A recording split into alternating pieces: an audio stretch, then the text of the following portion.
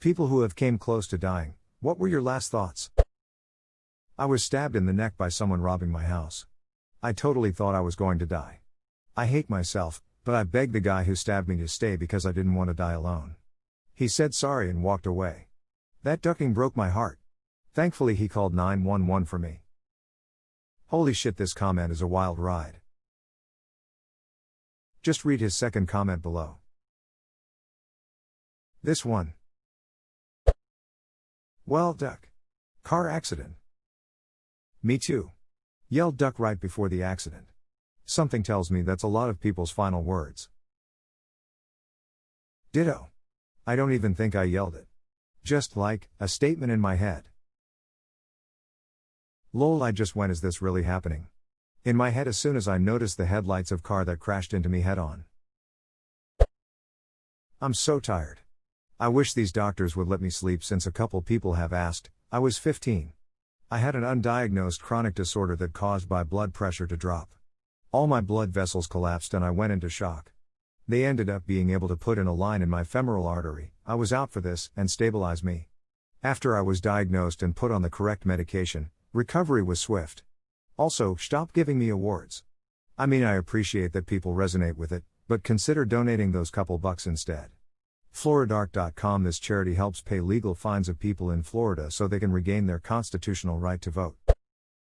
I was in a fight and I didn't know I was stabbed in the liver and the lung. I walked away with my friend and collapsed in an alley. I remember bleeding out with calming waves of euphoria washing over me and I thought, I've lived enough, I'm okay with this. I blacked out and woke up in the back of an ambulance with waves of immense pain assaulting my body. Dying isn't awful, surviving is awful. Hey man, I'm so sorry this happened to you. Thank you so much for telling this story. I just wanted to let you know how much it touched me. A friend of mine was knifed to death last December, and thinking of the pain they must have been in has been haunting me. Your comment about dying not being so awful, though it comes from such a terrible place, gave me immense peace. Thank you. Edit, oh my god, you guys are incredibly kind. I thought for sure this comment would get buried, and I was just shouting into the void at night. Obligatory thank you for the silver, but thank you even more for the outpouring of love and support here and in my messages. 3. I was stabbed multiple times just about 2 years ago and similar to didn't feel anything at all. When I was bleeding out, there was no pain at all, just felt as if I was falling asleep. There was pain from the surgery afterwards, however the getting stabbed and bleeding out itself did not feel like anything at all. I'm sure the pain you feel for losing your friend is greater than the pain of getting stabbed. Stay strong, stranger. Thank you so much. It means more than you know. They were only 18 and I miss them every day. Unfortunately, I know the pain too well. I was 19 at the time of my incident, and only a few months prior one of my friends was also stabbed multiple times in the chest and passed away in the operating room. I can assure you that although the incident may have been brutal, death is quite peaceful. The adrenaline that pulses through you in these sorts of situations keeps you from feeling any pain at all. You'll never understand how you feel, but as someone who's gone through both sides of the story, I hope I can give you some closure so you can begin your journey to truly heal. Stay blessed, my friend. Where the duck do you live where everyone is getting stabbed to death? God damn. I thought I was having a drug overdose. I just remember thinking how disappointed my mom was going to be with me. My Bill had a moped incident. He was on a moped, a car T-boned him, and as he was flying off the bike, he thought that his wife, who always was pretty worried about him riding, was going to be quite upset at him. I got hit by a car when I was 15, while I was riding my bike to work. Ended up with a broken ankle, but told the lady I was fine, and she sped off. The only things I could think was 1, duck, I'm gonna be late for work, and 2, my dad is gonna be so pissed at me when he sees what happened to my bike. So I dragged my bike the last mile to work hobbling on my broken ankle. Adrenaline is a hell of a drug. My dad was not pissed about my bike. He was pissed I fucked up my ankle and walked the rest of the way to work. I figured he was pissed you let the lady go without getting insurance and identification. Was run over by a bus last year. My thought when I went under the tires was, but it's a Wednesday. You were almost a sacrifice to Wednesday Frog, my dude. Who is holding me underwater? I almost passed out.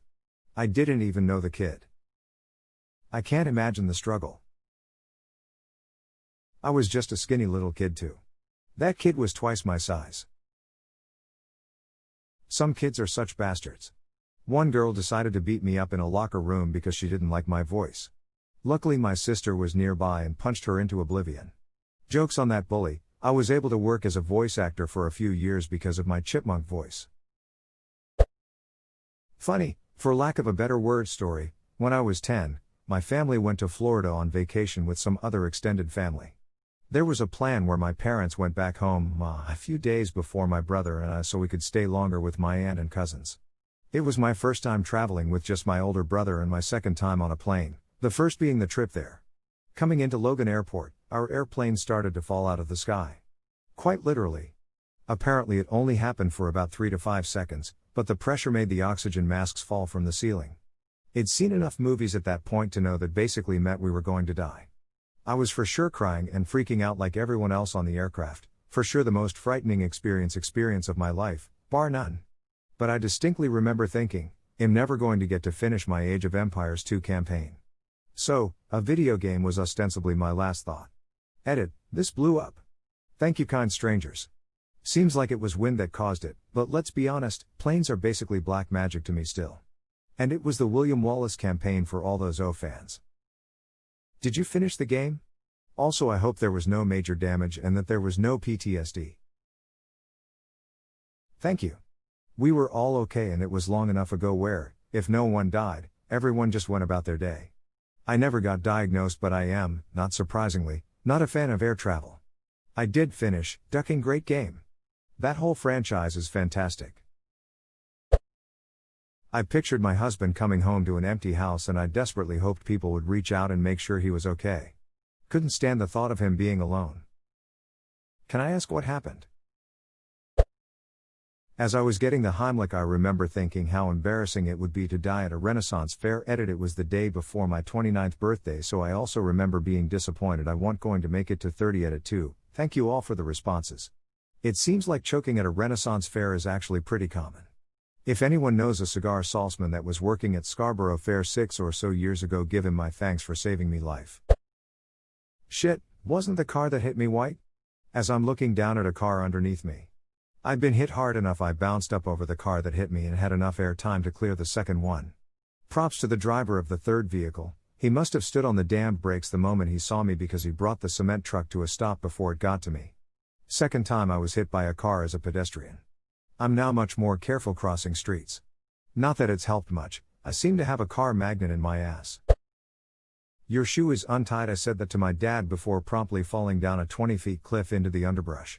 Broken arm, fractured skull, ruptured kidney. Woke up 2 weeks later to my dad saying thanks for letting him know his shoe was untied as he could have tripped. You know your dad spent those entire 2 weeks fantasizing about saying that to you when you finally woke up. That kind of dad joke is once in a lifetime.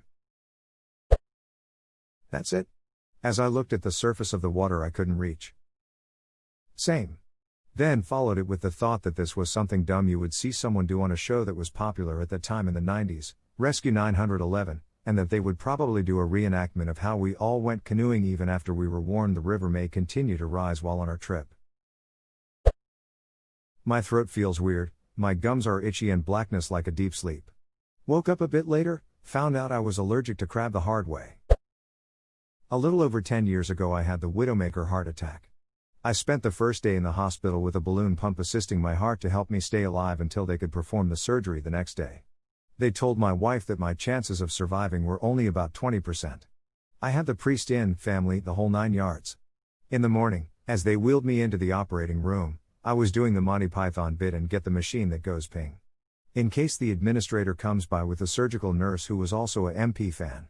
The look on the surgeon's face was priceless, and I was chuckling as I went under. My last thoughts were, Faye, we got this. The surgeon later told me that I was the only patient in his entire career that came into his operating room laughing, but that my attitude may have been a large factor in my survival. Bravo.